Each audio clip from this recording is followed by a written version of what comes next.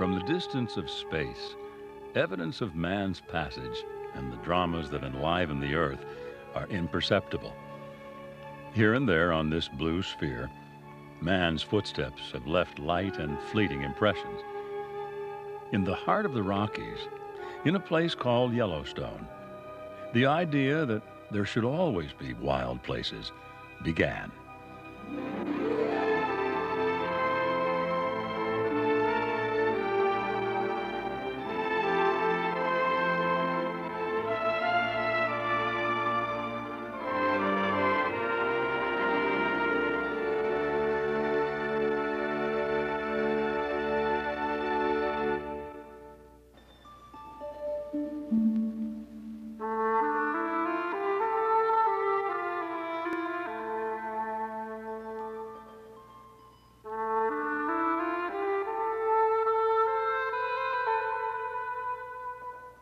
The first white man to see the Yellowstone region was probably John Coulter, who left the Lewis and Clark expedition in 1807 to explore the West on his own. The mountain men found the West rich in wildlife. That is what had drawn the mountain men here. They'd come in search of beaver to supply the fur trade in Europe. Only a relatively small number of mountain men would see this Yellowstone region, however. Located in a remote corner of what is now Wyoming, it's surrounded by mountains and covered by snow for much of the year. So while the exploration and settlement of the American West was going on all around it, Yellowstone itself remained an unknown, mysterious region over 2 million acres. By the middle of the last century, the mountain men felt that the wilderness was vanishing, and they were sorry to see the settlers moving in.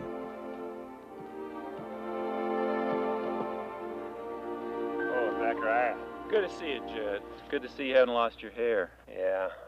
Saw a wagon down this year's rendezvous. Yeah, this is going to be my last one. Well, it's changing, but didn't we see the best of it? Yeah, them were shining times. Yeah, these mountains are getting too tame for me. Too many dang fool pilgrims.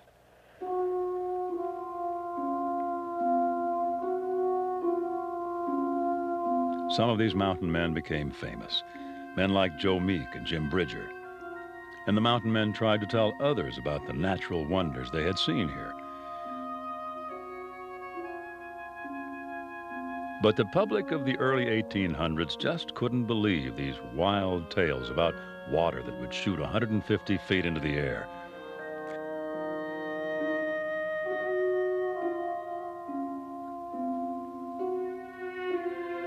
However, the rumors about Yellowstone persisted, and in 1871, Congress sent an official expedition into the region to separate fact from fiction about this place. The expedition was under the leadership of Dr. F.V. Hayden, seated at the center of the table. Dr. Hayden brought with him noted artist Thomas Moran and photographer William Jackson. Their paintings and photographs, along with Dr. Hayden's official report, and the tireless campaigning of a citizen from Montana, Dr. Nathaniel Langford, finally persuaded Congress to set this land apart as the world's first national park.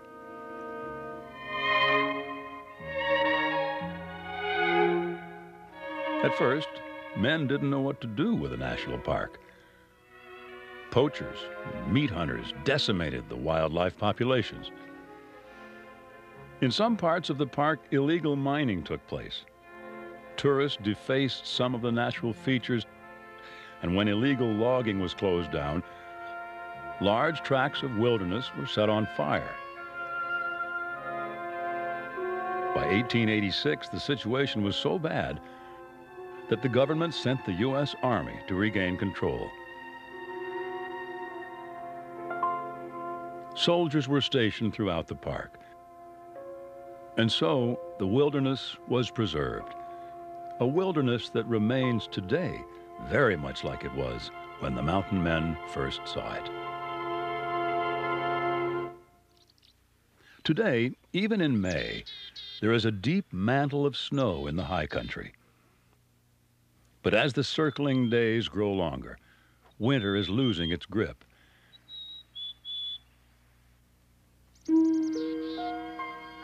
As the sun arcs higher across the sky, its increasing intensity diminishes the winter snowpack, a process that happens drop by drop.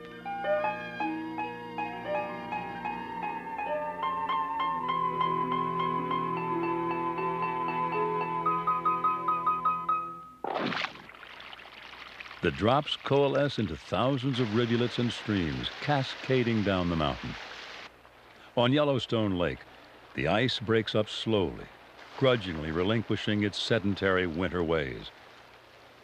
Driven by the quickening tempo of the season, the swollen lake pushes its load into the Yellowstone River, creating a mini spectacle of its own.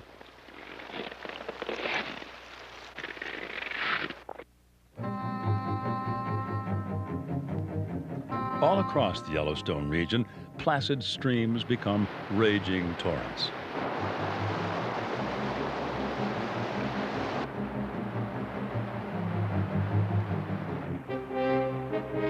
For thousands of years, the drama of birth has occurred with the first greening of the land and with the spring breakup.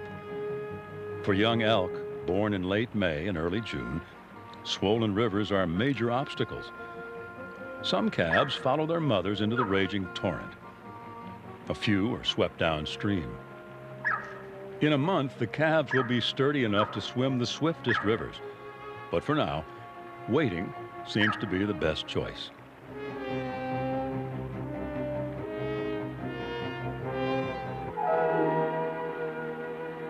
Cow and calf are reunited again in one of the thousands of little dramas that take place in Yellowstone on a daily basis. It is now June, but there are still large drifts of snow in Hayden Valley. This valley is the ancestral home of the grizzly. In spring, bears gather here to feed on roots and tubers. Occasionally killing even their own offspring, male grizzlies, called boars, are a threat to cubs. For the past 2 years, this mother has led her young to safety. But this time, sensing a change in their mother's behavior, the cubs retreat alone.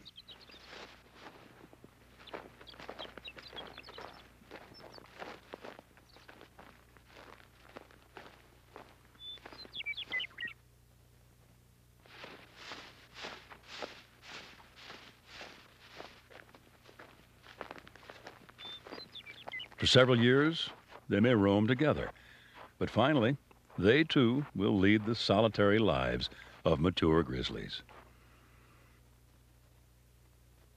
The male and the female approach each other cautiously. Their solitary nature makes them hesitant, even when coming together for mating.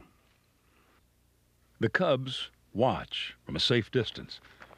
They have been weaned. They are on their own now. In the northern part of the park, along the Yellowstone River, spring is in full bloom. After wintering in this semi-arid region, pronghorns now have their young. When a wandering coyote passes nearby, the does view this encounter with a good deal of nervousness. They don't like the coyote anywhere in the vicinity of the new fawns. The coyote himself is a bit nervous. He's not nearly so fierce as his reputation, and the sharp hooves of the antelope could do him damage that would make hunting difficult, threatening his own survival.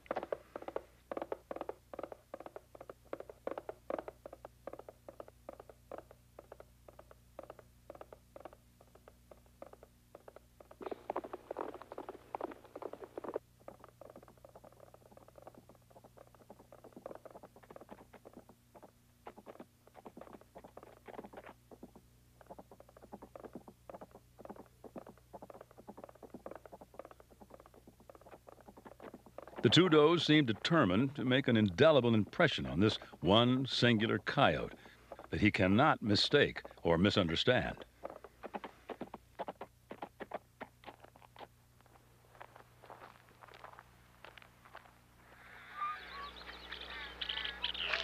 Waterfowl and summer birds return to the ponds and marshes of Yellowstone.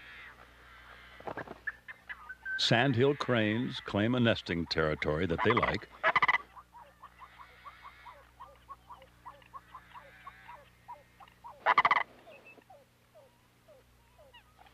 The yellow-headed blackbird also claims a nesting area near the edge of the marsh.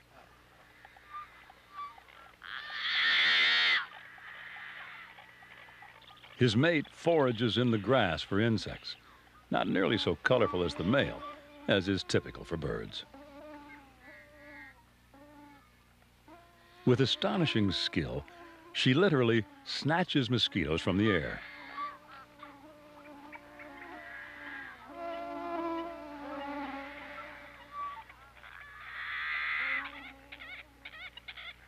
On a warm day in late spring, insects sometimes have to be measured in pounds. This may seem shocking to humans, but it is protein for the birds and a natural part of the cycle of life.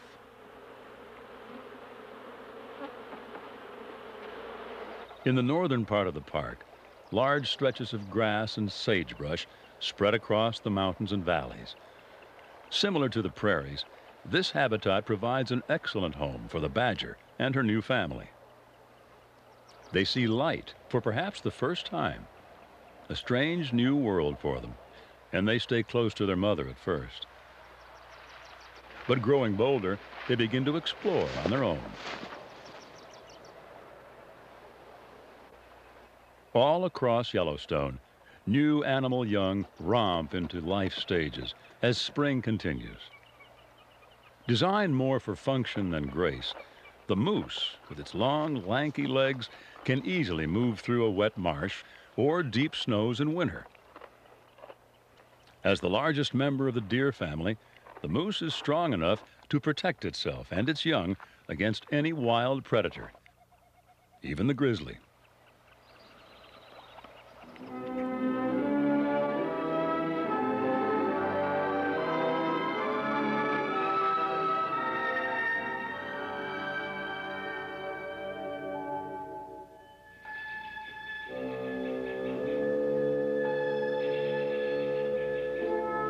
Dawn is a magic time in Yellowstone, a time when the animals are most active. North of Mount Washburn, the lush meadows of Antelope Creek attract elk and grizzly bears. Here, predator and prey still play out their roles without interference from man. A bear is primarily a grazer, sometimes a scavenger. But when the opportunity presents itself, a grizzly is also a predator.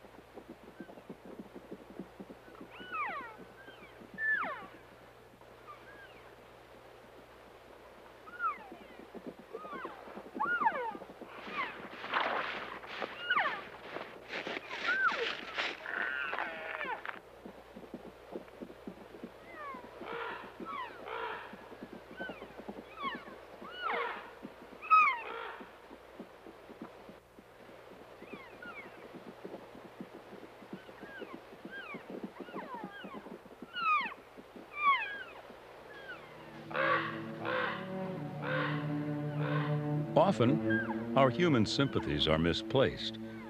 Elk are a valuable food source for the grizzlies.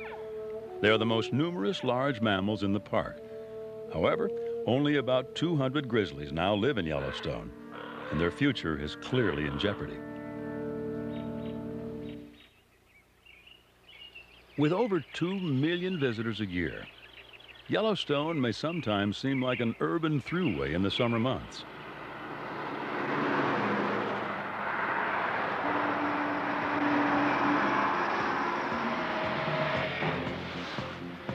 contrast to the slower pace of Yellowstone, it is sometimes difficult for visitors to give up the frenzied pace of city time. Yet, Yellowstone has its own way of slowing folks down.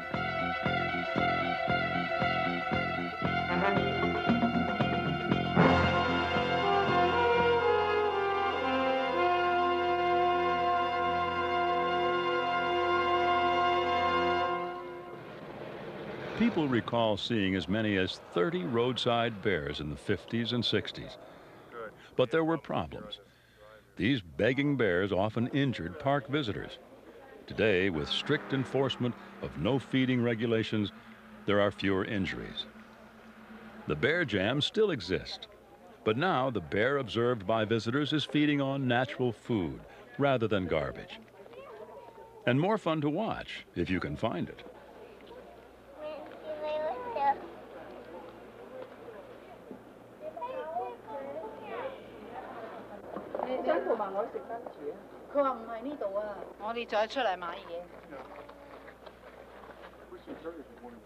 Visitors come from around the world, and most want to see this magnificent bear.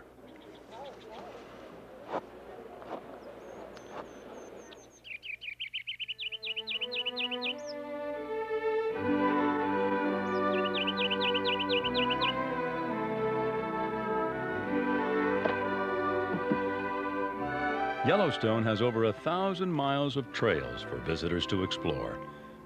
In order to experience the slower pace of Yellowstone, the hiker has only to travel a few hundred yards from the road.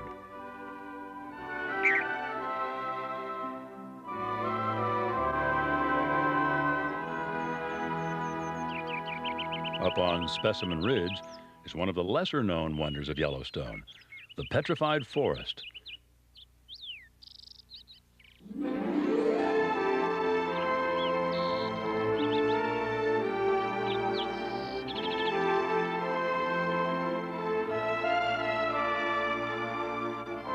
The petrified forests of Yellowstone are slowly being revealed here on Specimen Ridge by the process of erosion.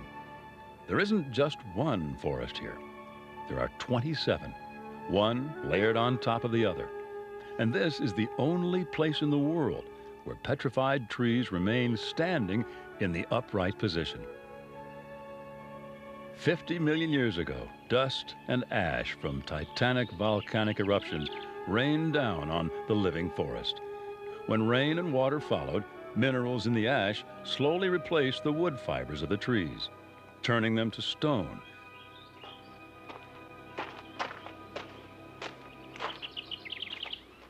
These fragments of petrified wood are protected by law today, because in the past, entire trees were sometimes removed by souvenir hunters.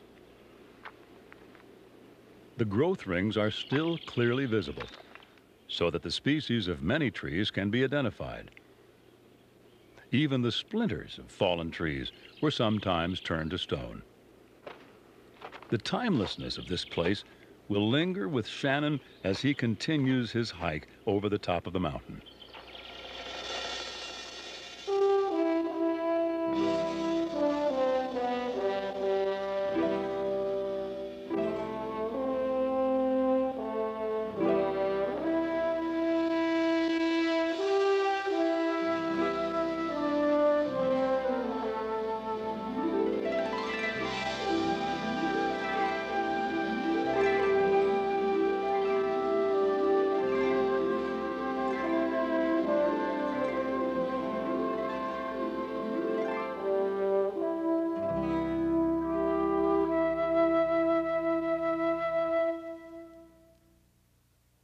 The first destination for many visitors is Old Faithful, which lies surrounded by a huge visitor parking complex today. But Old Faithful is still living up to its name, and when it is about to erupt, the crowds begin to gather. It doesn't go off every hour on the hour, however. Time between eruptions may vary from 30 minutes to an hour and a half. An eruption of Old Faithful is never a disappointment. It may eject a column of water as much as 130 feet into the air.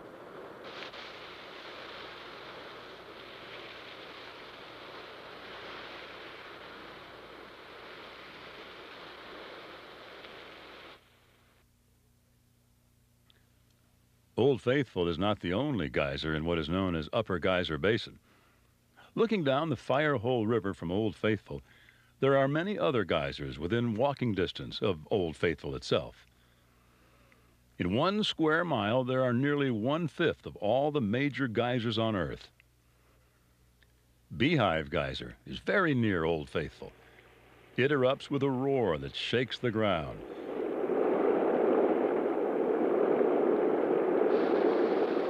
More spectacular than Old Faithful, Beehive ejects a column of water 230 feet into the air. However, it only erupts about every 20 hours, so fewer people see it. Once a startling, brilliant blue, Morning Glory Pool has faded. Trash and debris thrown into the pool have changed the water flow, and it has lost some of its bright color. Boardwalks provide for the safety of the visitor, as well as that of the geysers. Yellowstone has about 10,000 thermal features. They are unstable. Occasionally, a geyser may even disappear, while a new geyser may spring to life in another unexpected location.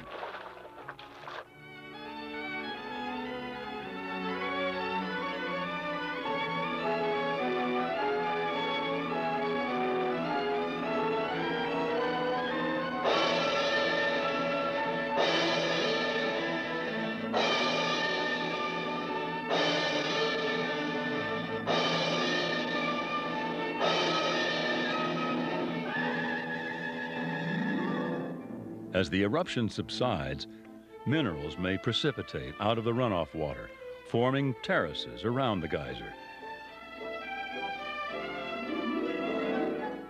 And the cone of some geysers may be revealed as the water subsides into the subterranean chambers, where it'll be reheated to erupt again.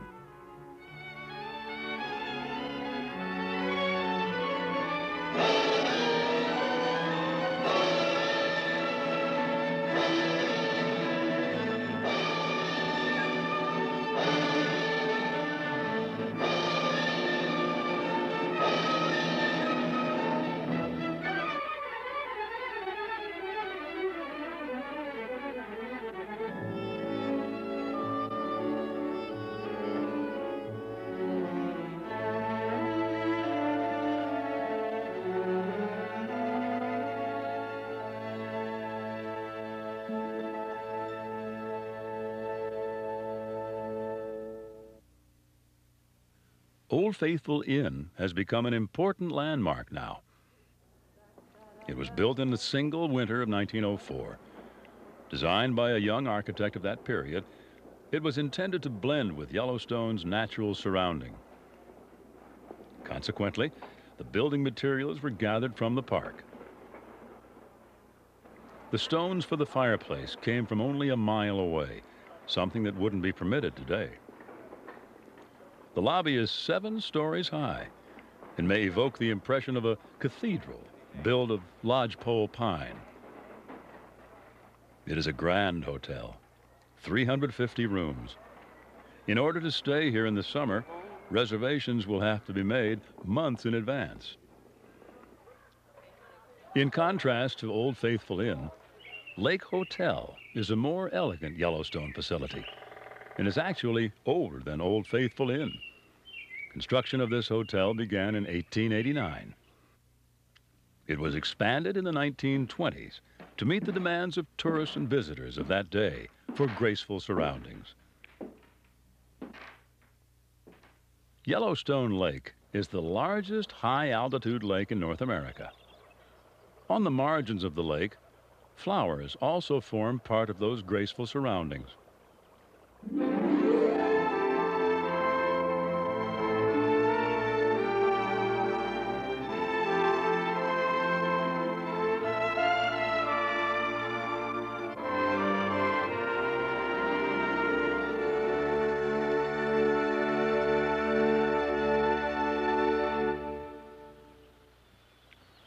A bald eagle may look down on another species of bear here.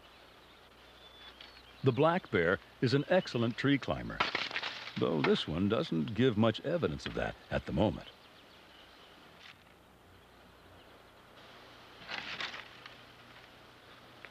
Black bears are not always black.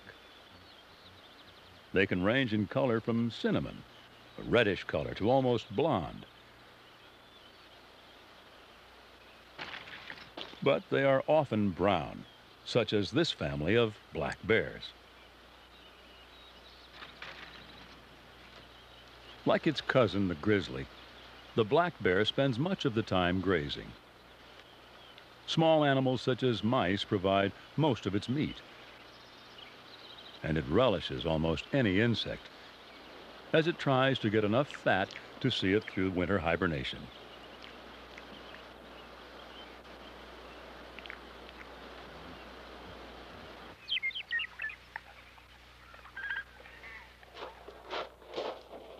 An assignment rangers particularly enjoy is observing wildlife.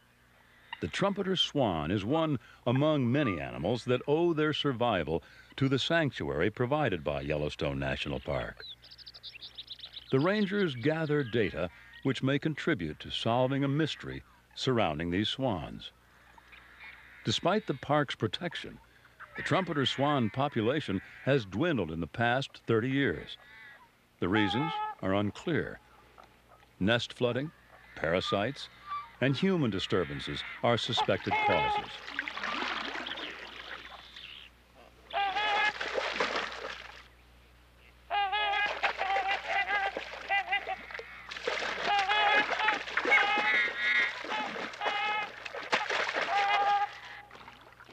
Through research, management, and a concerned citizenry, it is hoped the trumpeter swan will not become just another faded memory of grace and beauty.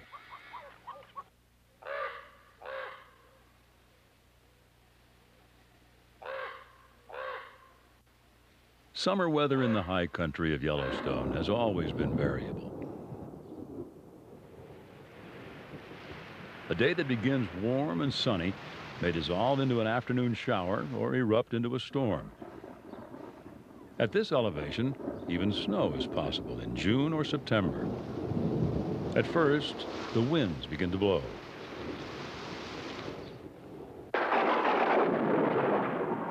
Then a quiet stillness before the storm breaks.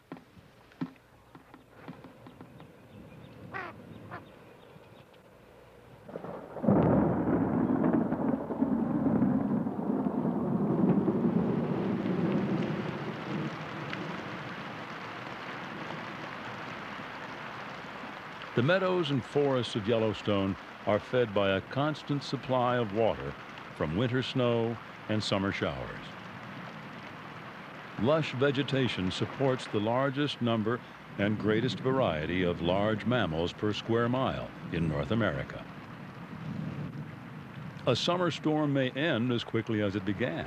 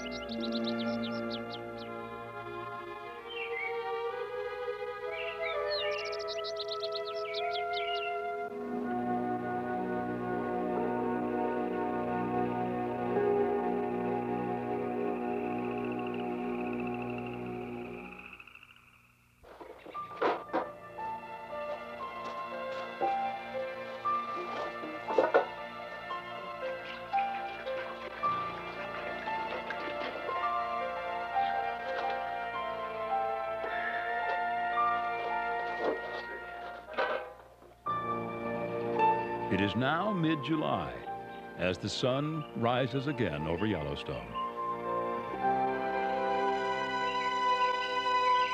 Two young men prepare breakfast at Yancey's Hole. Hole is a mountain man term, which means valley. And here in Yancey's Valley, breakfasts have been served to outdoorsmen and trail crews for 100 years. There used to be a hotel here. The hotel has long since disappeared, but the breakfasts are still being served. Breakfasts that are available to the visitor today. If one wants to join these early morning breakfast cookouts, he'd be leaving Roosevelt Lodge about now. But these young fellas have been out since 4 a.m., and they're about ready for that first cup of coffee.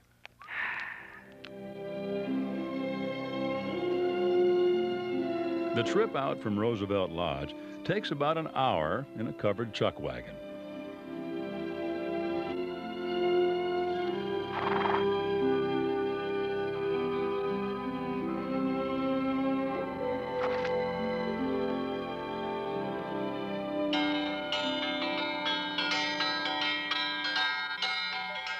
By the time they arrive, breakfast will be ready, as expected.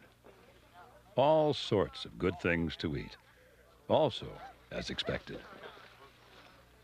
Many visitors wear coats or jackets, because even though it is July, the temperature often dips into the 20s at night, and the crisp mornings create hearty appetites.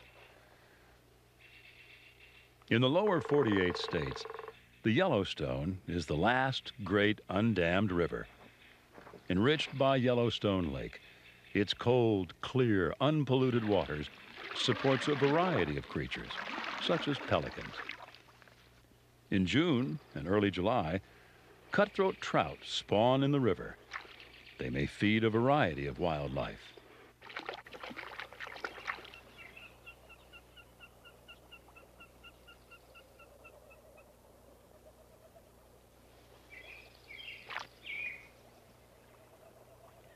As the Yellowstone River flows north, its placid character changes.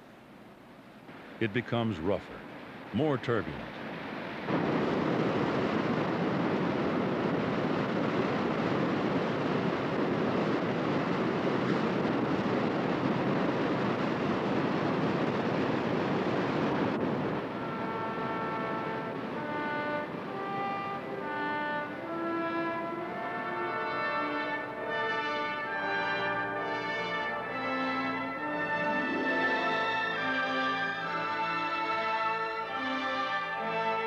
The lower falls of the Yellowstone is twice as high as Niagara Falls. The river plunges into the spectacular Grand Canyon of the Yellowstone. It is here that one can see the yellow color that gives both the river and the park their name. The wild, turbulent river has helped carve a 20-mile-long canyon over the past 200,000 years.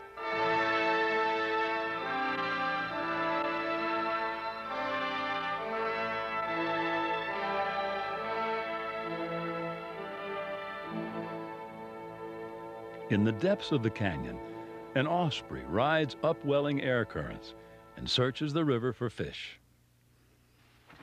Located in the canyon, an osprey nest built of twigs and branches is safe from any predator.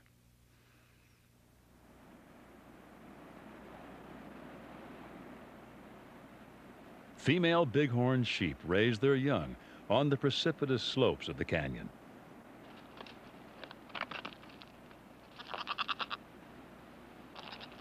Though adapted to this rigorous environment, even a sure-footed sheep may occasionally plunge to its death.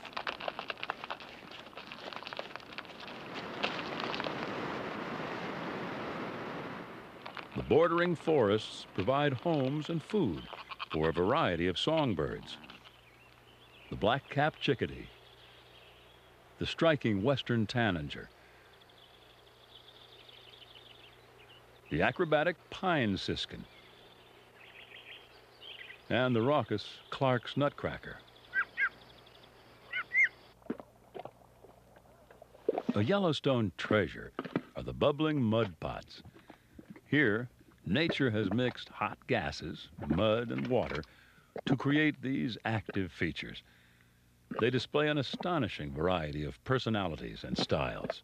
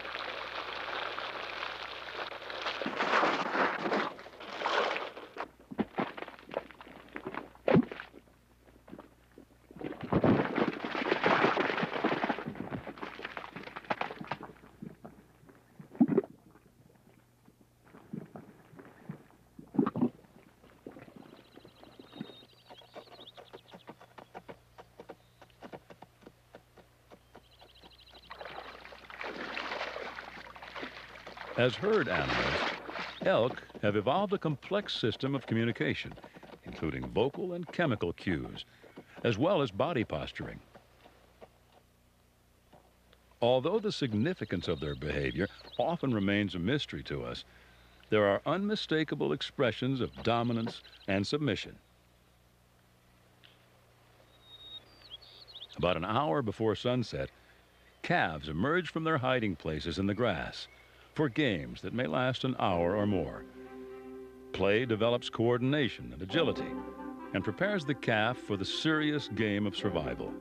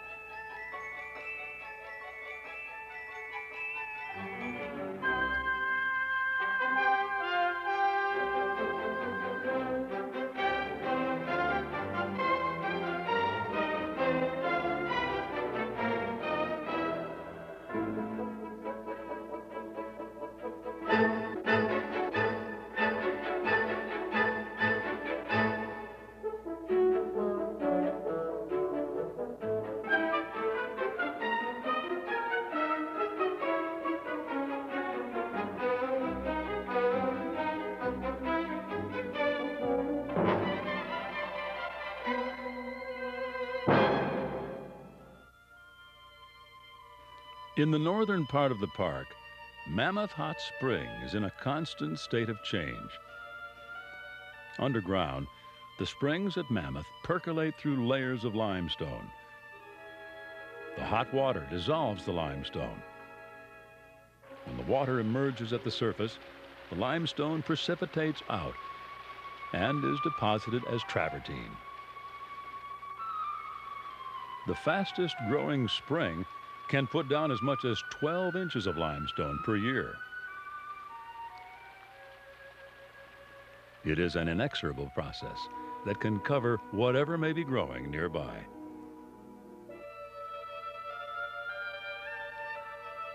Two tons of limestone are removed from the heart of the mountain every day to create these exquisite, fragile terraces.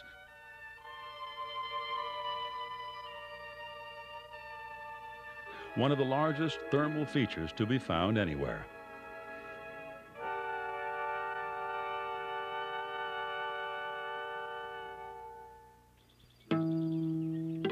Smoke on the mountain in the summer of '88. In the beginning, against a blue sky, it was picturesque, rising 10,000 feet or more. The fires continued to grow. The numbers got bigger, 2,000, 4,000, 10,000 acres. The sky was no longer blue. Winds blew through the park at 80 miles per hour. Overnight, some fires doubled in size. By the end of August, the North Fork fire had burned 100,000 acres. It headed toward the town of West Yellowstone, an Old Faithful Inn. No one living here had seen such fury. Through the summer, park employees experienced a full range of emotions. Of fear at first, then people became almost mesmerized, as if it were meant to be. Perhaps one must stretch his mind to include yet another aspect of being alive, being part of nature, being reminded that nature is more than something pretty, that wilderness speaks in many ways, on many levels.